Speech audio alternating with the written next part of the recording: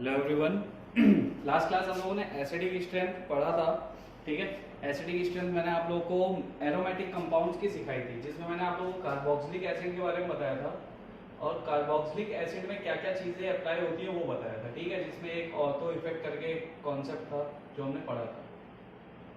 तो ये वाले सारे मैंने आपको सॉल्व करा दिए थे। अभी हम आज जो कंटिन्यू कर रहे हैं वो है फिनॉल का केस, यानी हमें पढ़ना है फिनॉल्स के बारे में। अगर हम फिनॉल्स की बात करें तो क्या होगा, और आज अपन को एसिडिक स्ट्रेंथ खत्म भी करना है। फिनॉल्स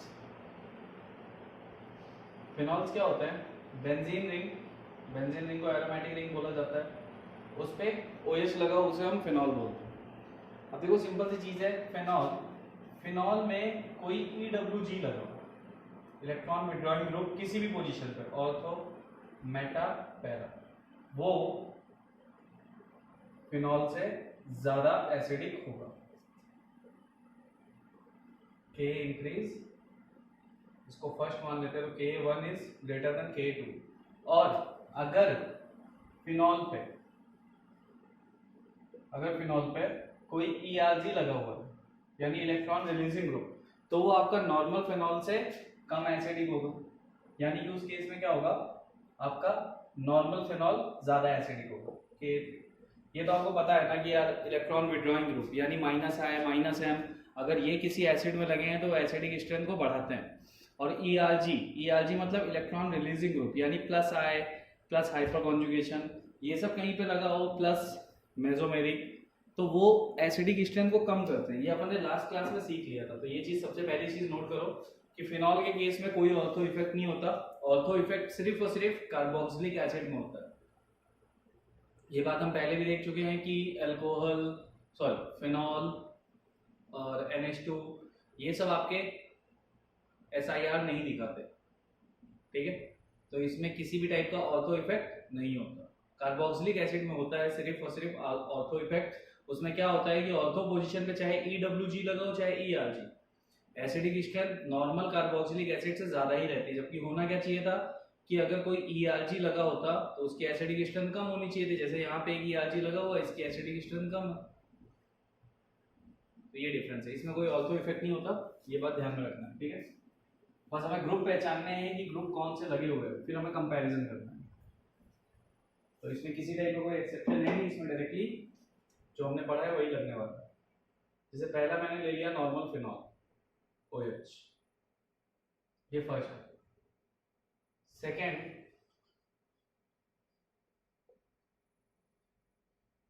CH3, इसका नाम होता है क्रेसॉल और इसे बोलते हैं ऑर्थोक्रेसॉल। तो ये मैंने आपको कॉमन नेम याद करने के लिए बोला था, आपकी बुकलेट में है। थर्ड में हम CH3 की पोजीशन को चेंज करके इसको मेटा पे लगा देते हैं। एंड फोर्थ में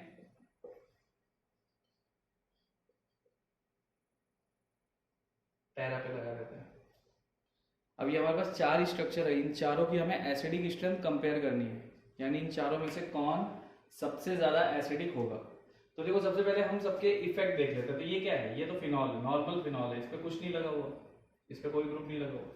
ये जो ग्रुप लगा हुआ है हम देखते हैं कि ये EWG है या ERG, हमें यही तो चेक करना होता है, तो हम चेक करते हैं। और इसमें ऑर्थो इफेक्ट भी नहीं होता कि ऑर्थो पे लगा है तो हम ऑर्थो इफेक्ट बोल देंगे, हमें तो सिर्फ ये चेक करना है EWG ERG। तो ये क्या दिखाता है, ये दिखाता है +I, और +I के साथ ऑर्थो पोजीशन पे और पैरा पोजीशन पे तो हाइपर कॉन्जुगेशन भी होता है। सिर्फ मेटा पोजीशन पे ना तो हाइपर कॉन्जुगेशन होता है ना ही रेजोनेंस होता है मेटा पोजीशन पे, बाकी इन दोनों पे तो दोनों चीज होती है ना। यहाँ पे +I दिखा रहा है और हाइपर कॉन्जुगेशन दिखा रहा है। और आप सबको पता है कि इंडक्टिव से हाइपर कॉन्जुगेशन ज्यादा डोमिनेंट है, तो जो जहां डोमिनेंट होगा हम उसे ग्रेटर देन का साइन भी देते रहेंगे। इसकी बात करूं तो मेटा पोजीशन से सिर्फ ये +I लगा रहा है और कुछ नहीं लगा रहा। और इसकी बात करूं तो पैरा पोजीशन से ये +I लगा रहा है और हाइपर कॉन्जुगेशन लगा रहा है, और हाइपर कॉन्जुगेशन इंडक्टिव से ज्यादा इफेक्टिव होता है, तो इसका हाइपर कॉन्जुगेशन ज्यादा है। अब ये बात है, तो अब देखते हैं यार क्या हो सकता है, मतलब कौन ज्यादा एसिडिक होगा। तो देखो ये सारे के सारे जो हैं वो ERG है, वो इलेक्ट्रॉन रिलीजिंग ग्रुप है, यानी इलेक्ट्रॉन डोनेट करने वाले ग्रुप है। +I लगाएगा तो भी इलेक्ट्रॉन डोनेट ही करेगा। अगर मैं इसका सपोज करो मैं इसका H निकाल देता तो O- बनता, तो ये इलेक्ट्रॉन डेंसिटी पहुंचाता है, माइनस चार्ज इंक्रीज करता, जबकि हमें करना क्या है, हमें इस O माइनस को स्टेबल करने के लिए इस नेगेटिव चार्ज को डिक्रीज करना चाहिए, यानी यहाँ कोई ऐसा ग्रुप लगाना चाहिए था जो इलेक्ट्रॉन डेंसिटी को खींच के लेके जाए, बट ऐसा तो हो नहीं पा रहा। CH3 क्या करेगा, इलेक्ट्रॉन डेंसिटी प्रोवाइड करेगा जिसकी वजह से नेगेटिव चार्ज बढ़ेगा।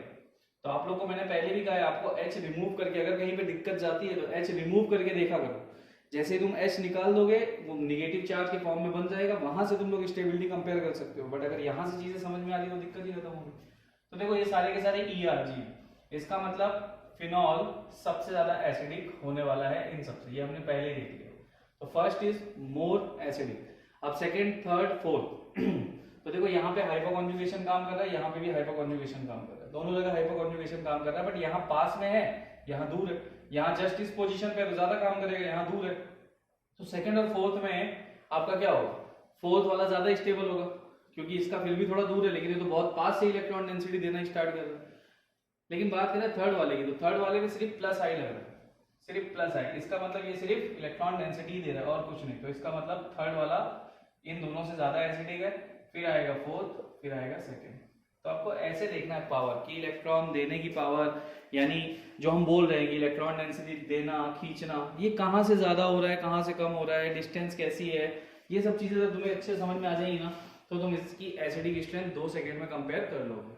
अब देखो यहाँ पे प्लस आया था, हाइपोकॉन्जुगेशन था, अब ये सब हमारे दिमाग में होना चाहिए ना कि हाइपोकॉन्जुगेशन ज्यादा इफेक्टिव होता है प्लस आई से। सपोज यहाँ मेसोमेरिक और हाइपोकॉन्जुगेशन होता तो हम सिंपल सी बात बोलते हैं कि मेसोमेरिक ज्यादा इफेक्टिव है। अब मेसोमेरिक में हम ये चेक करते हैं कि वो प्लस एम है या माइनस एम है। प्लस एम होता तो हम बोलते हैं कि हम वो क्या बोलते हैं हम लोग कि स्ट्रक्चर की स्टेबिलिटी डिक्रीज करेगी, और अगर माइनस एम होता तो हम क्या बोलते हैं, भाई इलेक्ट्रॉन डेंसिटी खींच के लेके जाएगा, मतलब जो भी नेगेटिव चार्ज स्ट्रक्चर में आ रहा होगा वो उसको ज्यादा स्टेबल करेगा। तो हमको बस यही सब देखना है, इसीलिए स्टार्टिंग में वो सारी चीजें हमने इतनी डिटेल में पढ़ी थी ताकि हम यहाँ के क्वेश्चन सॉल्व कर सकें। और अब आप लोग के पास सारे क्वेश्चन एसिडिक स्ट्रेंथ के होते हैं, अपना सॉल्यूशन आप लोग सॉल्व करो, डाउट आउट पूछो। एसिडिक स्ट्रेंथ आज आपका खत्म हो जाएगा, कल से बेसिक स्ट्रेंथ पढ़ेंगे और आपका फिर जीओसी खत्म। फिर अपन देखेंगे कोई दूसरा चैप्टर, या तो आइसोमेरिज्म पढ़ेंगे या कुछ और बेसिक्स वगैरह रहे तो पढ़ेंगे थोड़े बहुत, जैसे रिएक्शन इंटरमीडिएट्स वगैरह, इन सबके थोड़े बेसिक कॉन्सेप्ट। अभी तो हमने सिर्फ इनका नाम जाना है ना, वो देख लेंगे अपन क्या करेंगे आगे। लेकिन आप लोगों को भाई ये सारी चीजें अच्छे से पता होनी चाहिए कि कोई ग्रुप लगा है तो वो ग्रुप कौन सा इफेक्ट शो करता है, तभी आप एसिडिक स्ट्रेंथ के क्वेश्चन सॉल्व कर पाओगे। चलो चेंज करते हैं, यहाँ लगाते हैं NO2, यहाँ लगाते हैं NO2 और यहाँ लगाते हैं NO2। अब K का ऑर्डर देना है मुझे, भाई ये नॉर्मल फिनॉल है और आपको पता होगा कि NO2 EWG होता है, बाकी तीनों EWG है, तो ऑब्वियस सी बात है ये सबसे कम एसिडिक होगा, तो हम सबसे कम एसिडिक इसको लिख के छोड़ देते हैं। फोर्थ वाला सबसे कम एसिडिक होने वाला है, क्योंकि इस बार केस क्या है, इस बार केस है EWG का, और ऑर्थो इफेक्ट जैसी कोई चीज होती नहीं है। अब बात करते हैं NO2, तो NO2 क्या क्या दिखाता है, NO2 दिखाता है माइनस आई और माइनस एम, तो माइनस एम ज्यादा पावरफुल है। यहाँ क्या दिखाता है, यहाँ सिर्फ माइनस आई दिखाता है, क्योंकि मेटा पोजीशन पे रेजोनेंस होता नहीं, रेजोनेंस नहीं होगा तो एम माइनस एम कुछ भी नहीं होगा।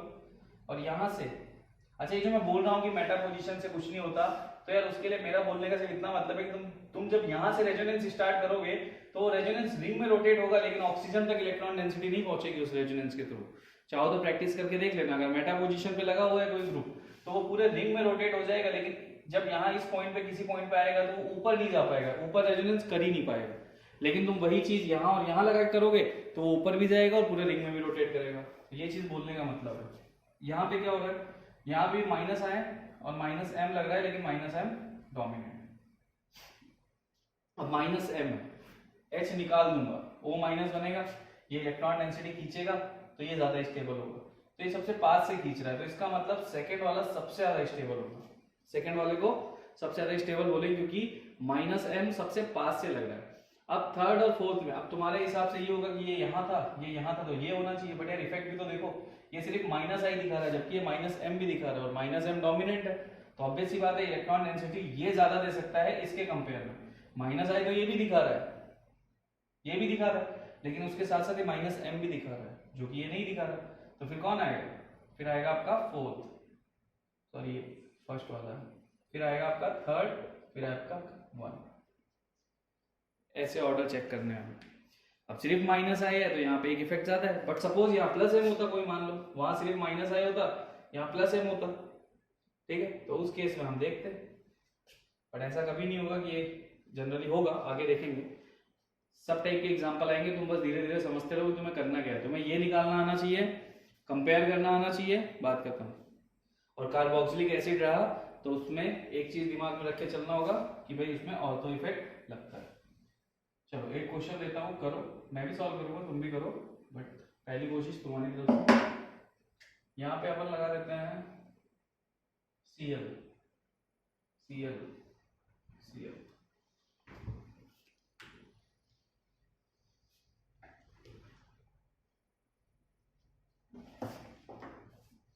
इसके केस में तुम क्या बोलते हो?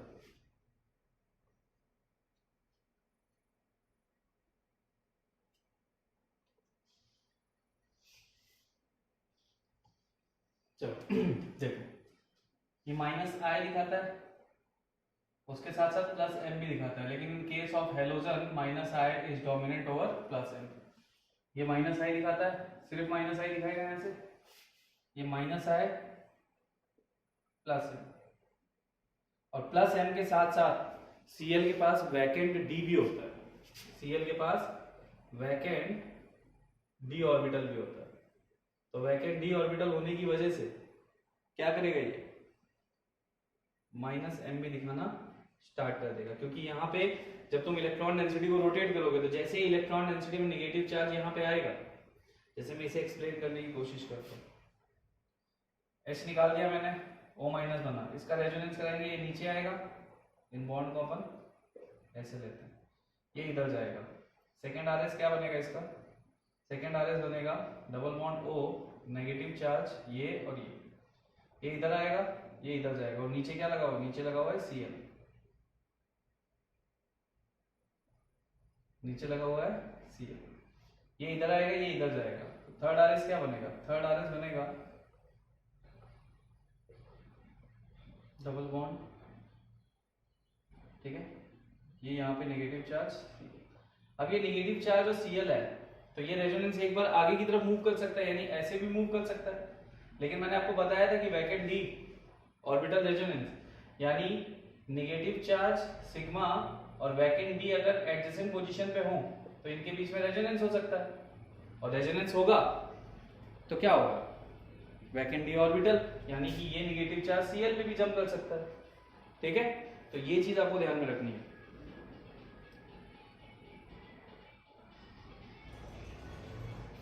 यानी ये नेगेटिव चार्ज Cl पे भी जंप कर सकता है।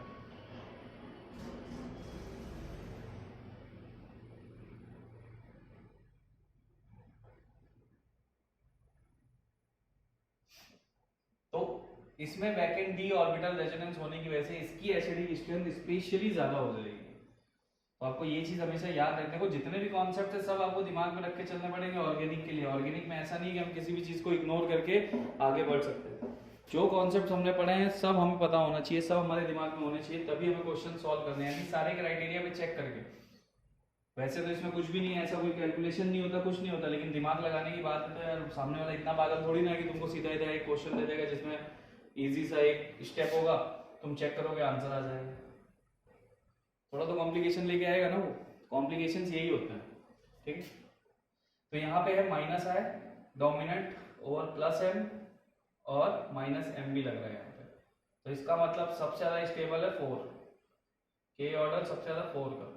4 के बाद तुम्हारा आएगा 2, 2 के बाद तुम्हारा आएगा 3, 3 के बाद आएगा 1, क्योंकि माइनस आई की वजह से सारे के सारे क्या बन गए, EWG बन गए, और EWG बन गए तो जब वो माइनस बनेगा तो सब में स्टेबिलिटी मिलेगी, लेकिन यहाँ पे स्पेशली माइनस एम की वजह से स्टेबिलिटी सबसे ज्यादा है,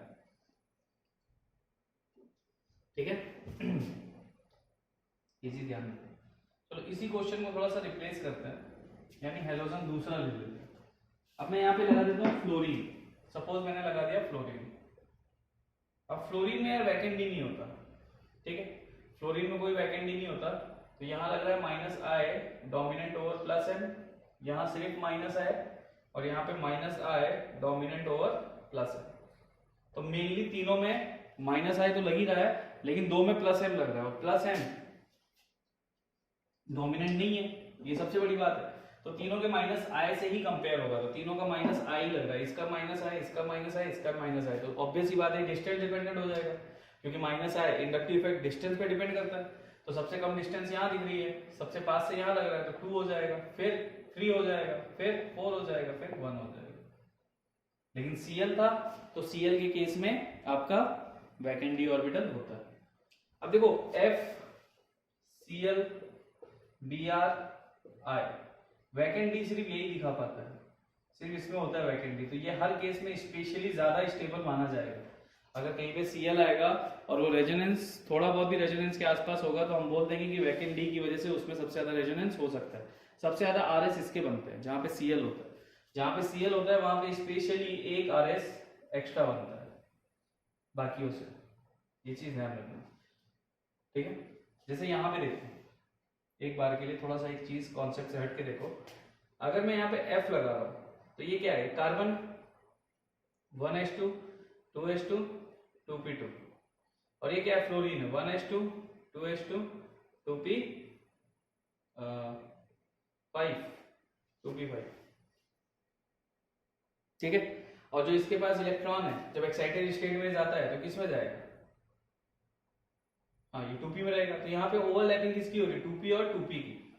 इसमें चले जाओगे Cl के केस में, Cl के केस में क्या हो जाएगा, 1s2 2s2 2p6 3s2 3p5 और 3d0, तो यहाँ पे जो होगा वो 2p और 3d के बीच में ओवरलैपिंग होगी।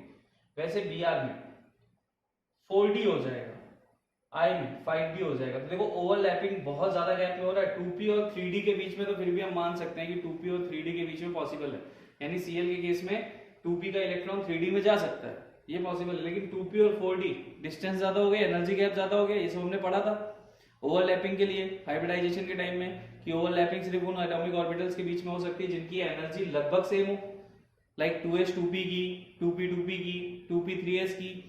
तो यहाँ 2p और 3d की तो पॉसिबल है, 2p 4d भी एक बार हम मान लेते हैं पॉसिबल है, वो जो बॉन्ड है वो वीक होगा, लेकिन 2p और 5d के बीच में कितना गैप है, बहुत ज्यादा गैप है, यानी I जैसी जगह पे अगर कोई बॉन्ड बना है तो वो बॉन्ड कितना वीक होगा सोचो, क्योंकि उसमें एनर्जी गैप इतना ज्यादा है, बस वो बना दिया गया है, थोड़े एफर्ट डालोगे बॉन्ड टूट जाएगा, तो उतना ही इफेक्ट कम होता रहता है। हमेशा याद रखो Cl कहीं पे आ जाएगा तो Cl का वैकेंट डी तुम्हें जरूर चेक करते हुए चलना।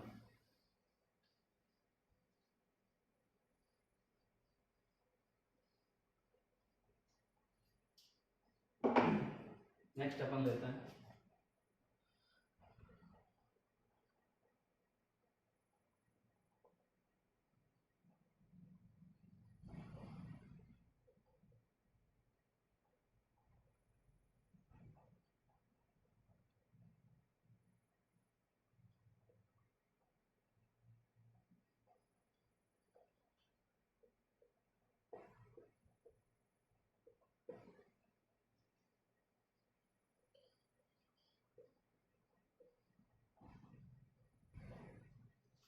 ये 4 स्ट्रक्चर अपन ने लिए हैं, ठीक है। इस बार अपन ने ग्रुप लगाया OCS3, OCS3 में डायरेक्टली O है और O पे लोन पेयर है जो कि इलेक्ट्रॉन डेंसिटी को दे देगा और दिखाएगा +m,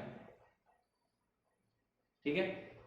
तो यहाँ पे क्या इफेक्ट दिखा रहा है आपको ग्रुप का देख के पता होना चाहिए। मैंने आपको बताया था कि बेंजीन रिंग से -m और +m कैसे बता सकते हैं।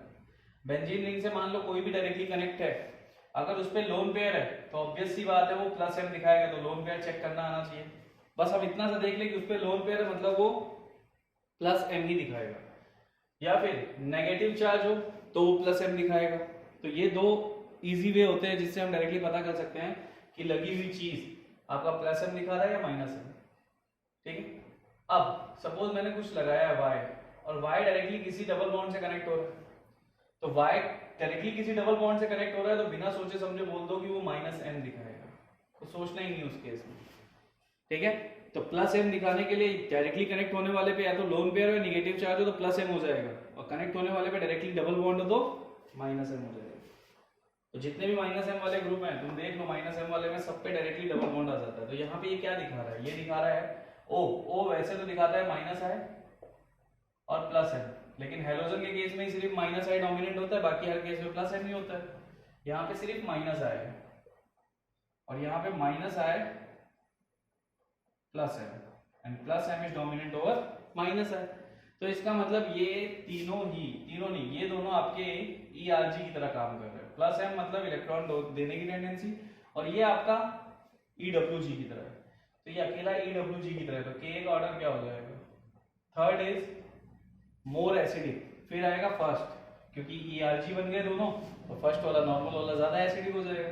अब इन दोनों में बात है तो यहाँ बहुत पास से इलेक्ट्रॉन डेंसिटी मिल रही है, यहाँ दूर से, तो फिर क्या आएगा? फिर आएगा फोर्थ और फिर आएगा सेकंड। ये आपका लॉजिक है, और यहाँ से इजीली क्वेश्चन सॉल्व हो जाएगा।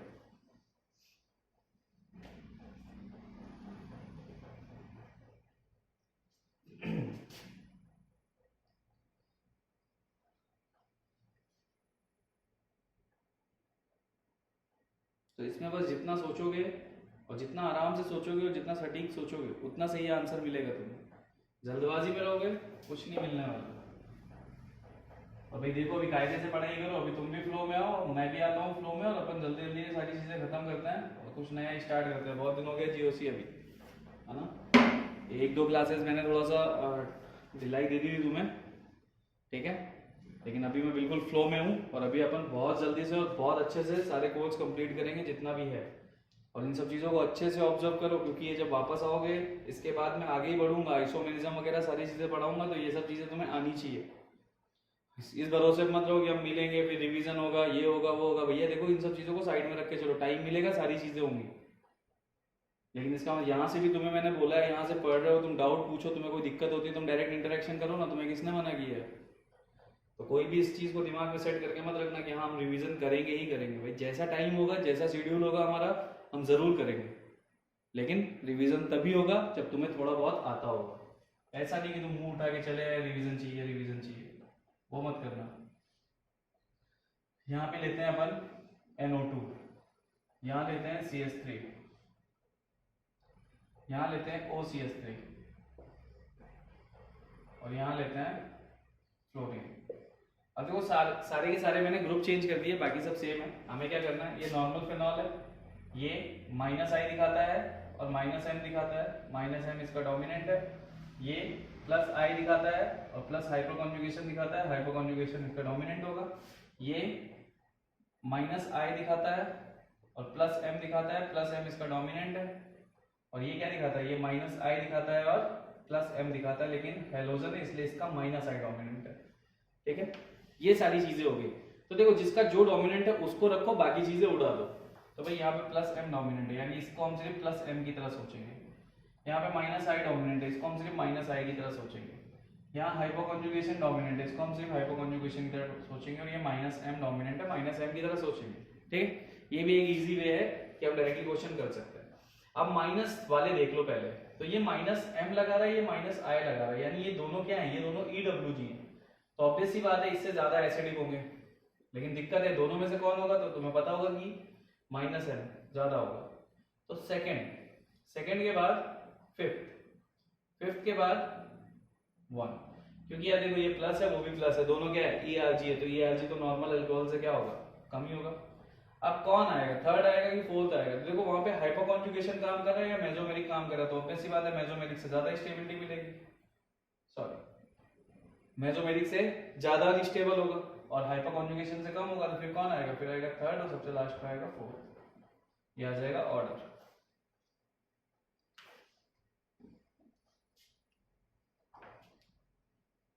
तो मेरे हिसाब से अल्कोहल वाला तुम समझ गए होगे तुम्हें कैसे करना है। मैक्सिमम सारे जितने भी हो सकते थे नॉर्मल एग्जांपल्स वो मैंने करा ही दिए।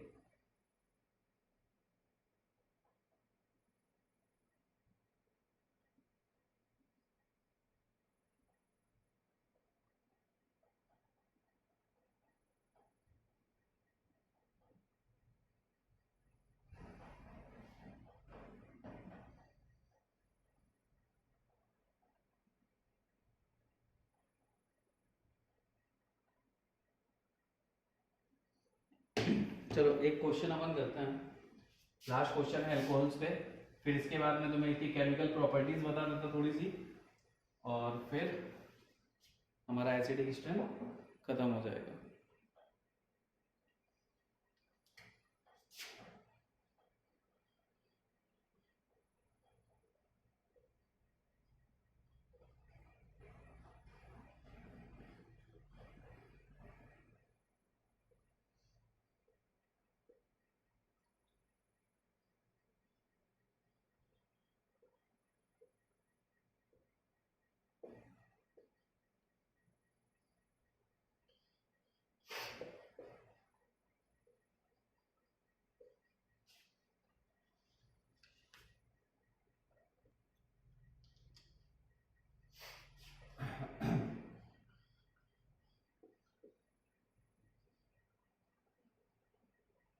देखो ये 5 एग्जाम्पल है, ठीक है। इन पांचों एग्जाम्पल को हमें सॉल्व करना है कि किसकी एसिडिक स्ट्रेंथ ज्यादा होगी।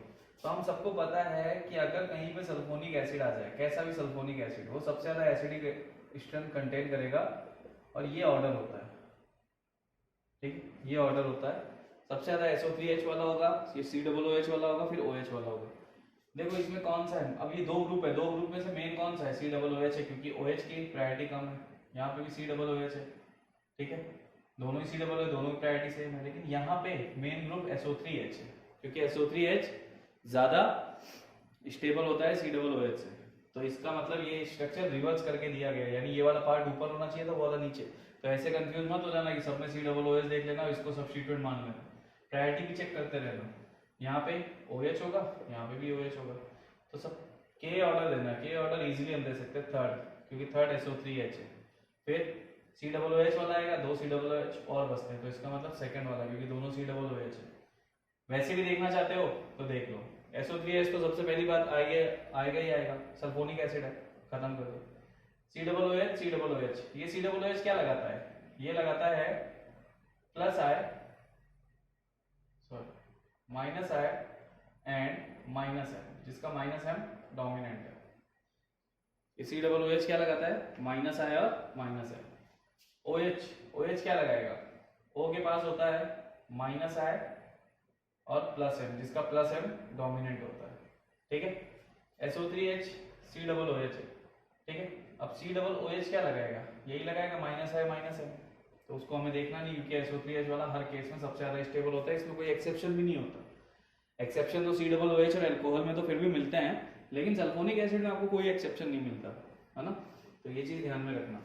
थर्ड के बाद सेकंड के बाद फर्स्ट वाला, क्योंकि वो भी आपका कार्बोक्सिलिक एसिड है, बचे दो अल्कोहल, तो ऑब्वियस सी बात है यार, यहाँ पे माइनस एम दिख रहा है, फोर्थ आएगा, लास्ट में फिफ्थ आ जाएगा। तो देखो इस टाइप से मैंने तुम्हें लगभग सारे टाइप के क्वेश्चंस करा दिए, ठीक है, इसे ध्यान रखना।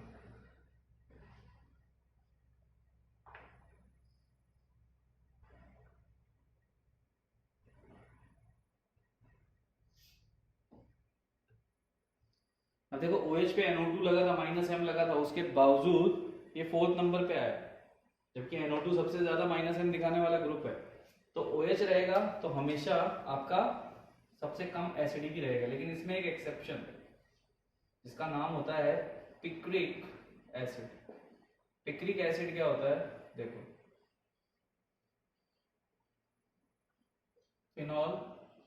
फिनॉल के ऑर्थो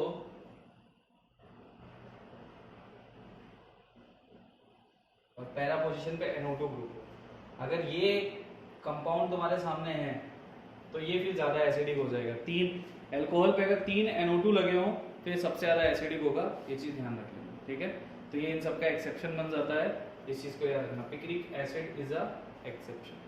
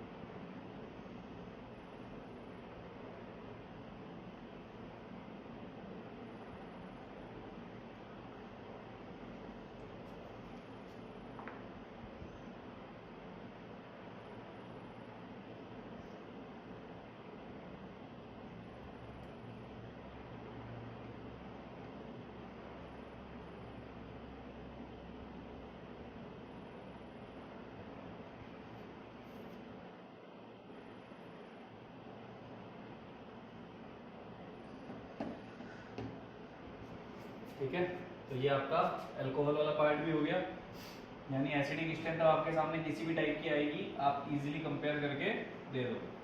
अब इसमें कुछ केमिकल प्रॉपर्टीज है, वो पढ़ लेते हैं, फिर खत्म करते हैं इसको। कई बार क्वेश्चन में क्या होता है, रिएक्शन दी होती है, आपसे पूछता है कि रिएक्शन फीजिबल है कि नहीं, फीजिबिलिटी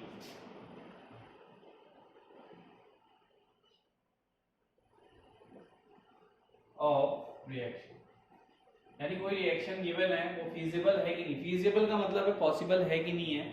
जैसे मान लो a plus B gives out c plus D, तो a प्लस बी को तुम मिक्स करो तो c प्लस डी मिलेगा कि नहीं मिलेगा, इसे बोलते हैं फीजिबिलिटी।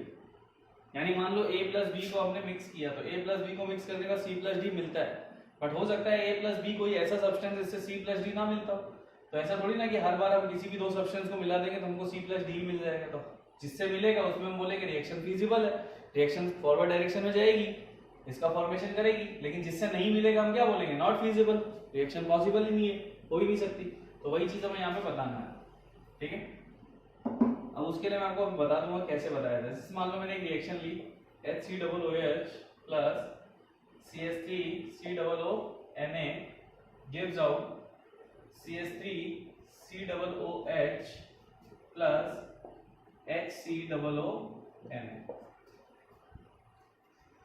ये क्या है, ये है फॉर्मिक एसिड। ये क्या है, ये सॉल्ट है, क्योंकि देखो इसमें H प्लस तो है नहीं, सोडियम है, यानी H प्लस को रिप्लेस करके Na प्लस डाला गया, तो इसका नाम क्या हो जाएगा। जैसे इसे हम क्या बोलते हैं, CH3COOH आपका एसिटिक एसिड होता है, CH3COOH आपका एसिटिक एसिड होता है, तो इसका नाम क्या पढ़ोगे, इसका नाम पढ़ोगे तुम सोडियम एसीटेट। तो जब भी कोई आयन बनता है तो उसमें इस फॉर्म से हम उसे लिखा करते हैं। जैसे एसिटिक एसिड है तो एसीटेट, ठीक है, सोडियम एसीटेट।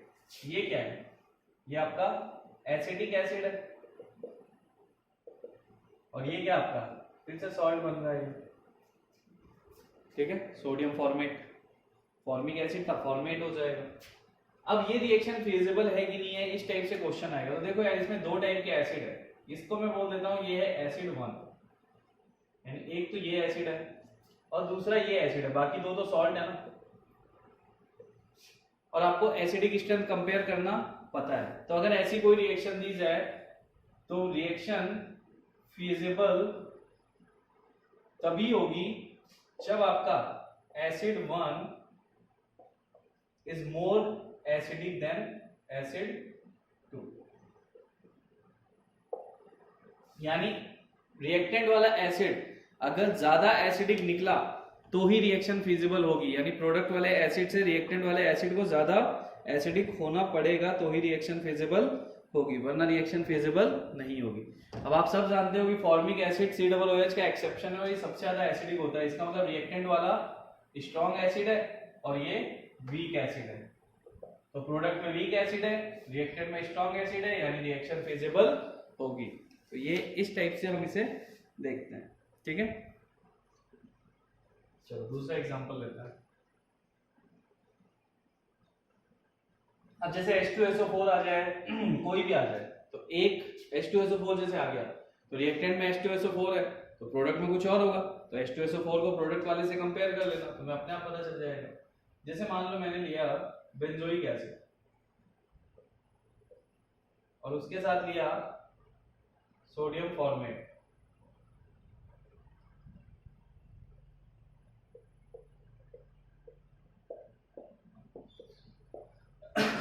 ये है बेंजोइक एसिड,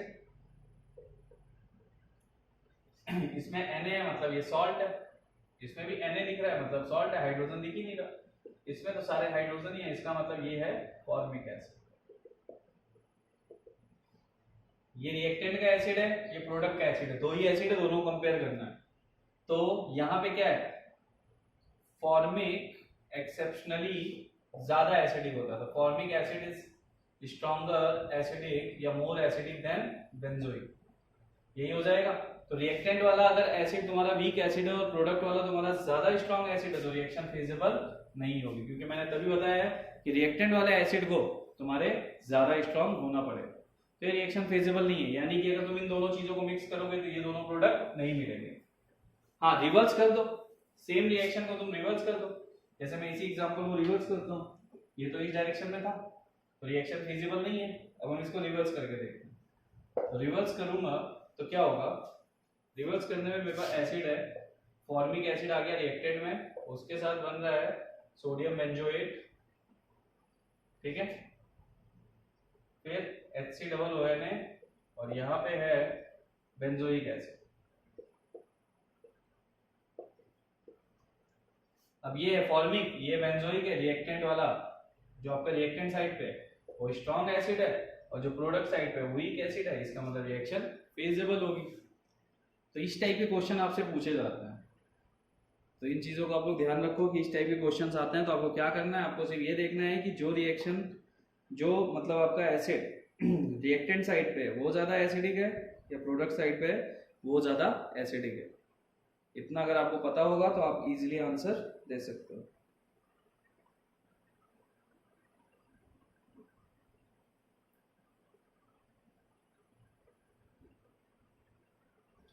अच्छा, हम इसको किसी भी टाइप से और भी बहुत सारे क्वेश्चन हम इस पे बना सकते हैं।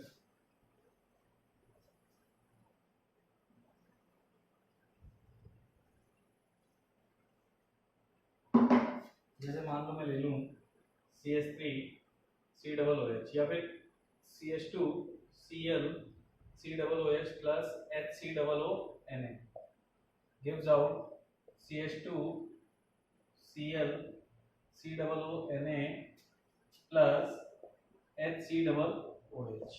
ये मैं ले लूँ, ठीक है, ये रिएक्शन होगी। अब इसमें एक एसिड है ये जिसमें -I लगा हुआ है और एक एसिड है ये जो कि फॉर्मिक है। तो हमने जब क्वेश्चन किया था तो मैंने आपको यही बताया था कि -I अगर लग जाए तो वो एसिड आपका ज्यादा एसिडिक हो जाता है। ये क्वेश्चन हमने इस टाइप के किए हैं। तो यहाँ पे क्या है, रिएक्टेंट वाला आपका स्ट्रॉन्ग एसिड है और प्रोडक्ट वाला आपका वीक एसिड हो गया, तो इसका मतलब ये रिएक्शन फिजिबल, ये रिएक्शन हो सकती है। ठीक, तो ऐसे कुछ क्वेश्चन वगैरह होते हैं, मेंस लेवल पे भी आ जाते हैं, एडवांस लेवल पे भी आ जाते हैं। तो इस टाइप के क्वेश्चंस अगर मिले आपको तो आप इजीली सॉल्व कर सकते हो। बस आपको ये देखना होगा कि रिएक्टेंट वाला एसिड ज्यादा स्ट्रांग है या प्रोडक्ट वाला। अगर आपका रिएक्टेंट वाला ज्यादा स्ट्रांग है तो बात ही खत्म हो गई, कोई दिक्कत ही नहीं।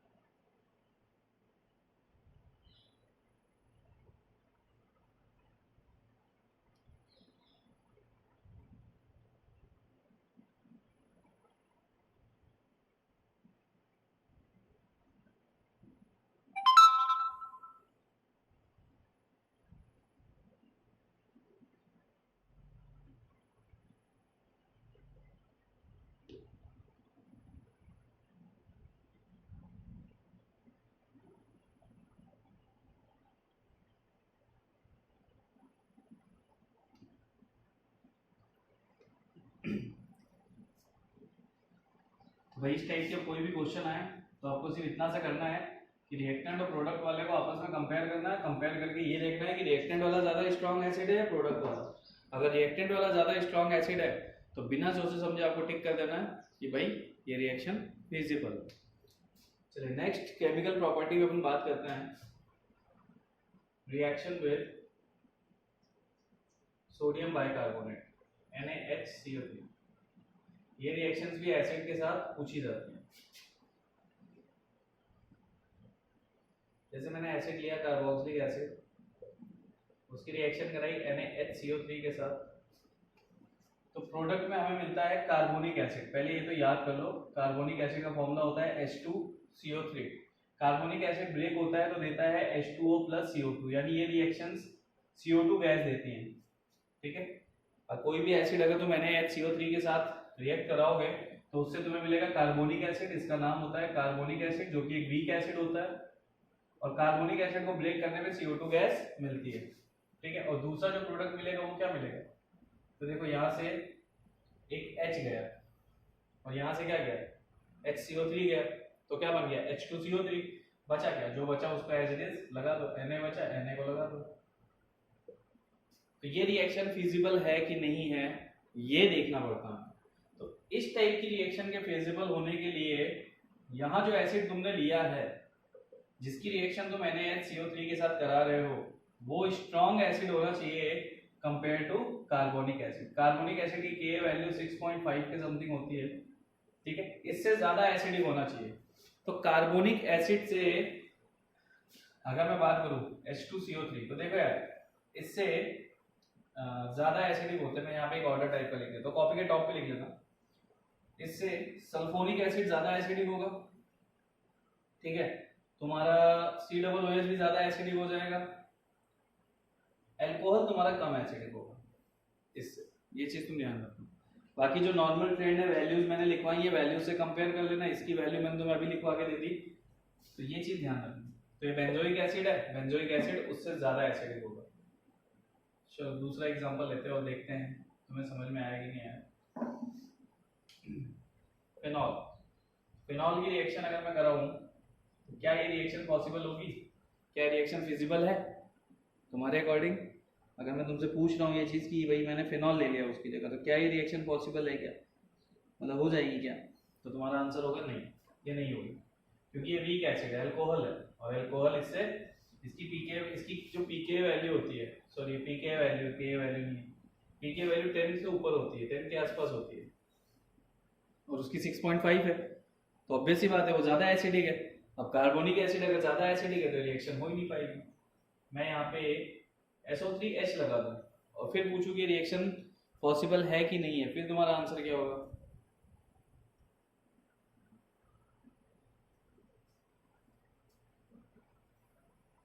ठीक है, तो अभी क्या होगा, अभी ये रिएक्शन पॉसिबल है।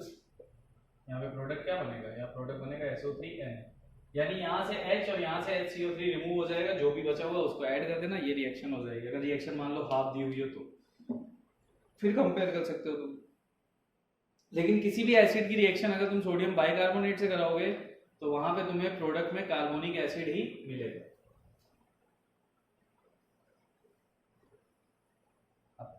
इससे रिलेटेड मैं तुम्हें एक होमवर्क दे देता हूँ, कुछ एसिड दे देता हूँ, तुम्हें टिक करना होगा कि कौन सा कर पाएगा कौन सा नहीं। पहला है HCl, सेकेंड है HBr, थर्ड है H2SO4, फोर्थ है ये सब, यानी इन सब की रिएक्शन तुम NaHCO3 के साथ कराओ तो वो रिएक्शन देगा कि नहीं देगा। यानी इन सबको जैसे HCl प्लस NaHCO3 मैंने कराया, क्या देगा ये देगा NaCl प्लस H2CO3, ये HCl है, ये H2CO3 है, HCl ज्यादा एसिडिक होता है, इसका मतलब ये रिएक्शन फिजिबल है, पॉसिबल कार्बोनिक एसिड से, क्योंकि यार ये तो जो तुम्हारे अभी मैंने एसिड लिखे ये सब तो इनऑर्गेनिक एसिड है ना, तो ये तो ऑर्गेनिक से ज्यादा एसिडिक होते ही हैं, हमने टेबल में ही बना के लिखा है। यहाँ पे ले लेते हैं HCOOH, फिफ्थ है CH3COOH, सिक्स्थ है बेंजोइक एसिड,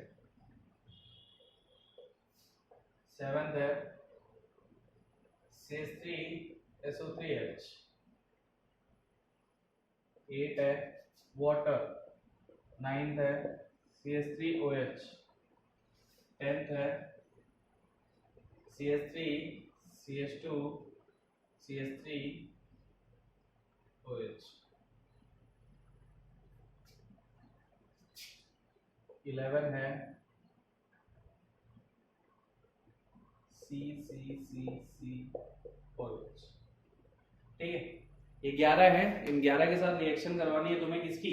सोडियम बाइकार्बोनेट की। और आंसर्स तुम्हें देखने हैं कि किससे रिएक्शन होगी और किससे नहीं होगी। कहीं पे कंफ्यूजन हो, किसी पॉइंट पे कंफ्यूजन हो तो वैल्यूज लिखी हुई है, जाके कंपेयर कर लेना कि 6.5 से कितनी वैल्यूज कम है और कितनों की ज्यादा है, तो वहां से इजीली तुम कंपैरिजन करके इसका आंसर दे सकते हो। तो ये क्वेश्चंस तुम्हारे होमवर्क है, और यहाँ से अपना एसिडिक स्ट्रेंथ कंप्लीटली खत्म हो गया है। अब पढ़ना है हमें सिर्फ बेसिक स्ट्रेंथ। बेसिक स्ट्रेंथ 2 दिन में अपन खत्म कर लेंगे, 2 या 3 दिन, और हमारा GOC खत्म।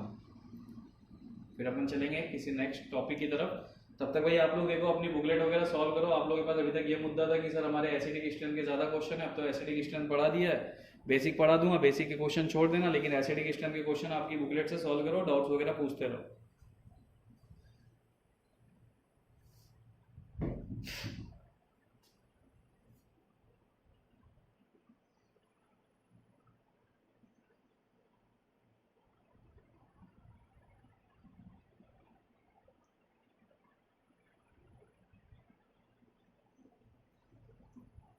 ठीक है, तो जितने भी मैंने दिए हैं इन सबको आपको सॉल्व करना है।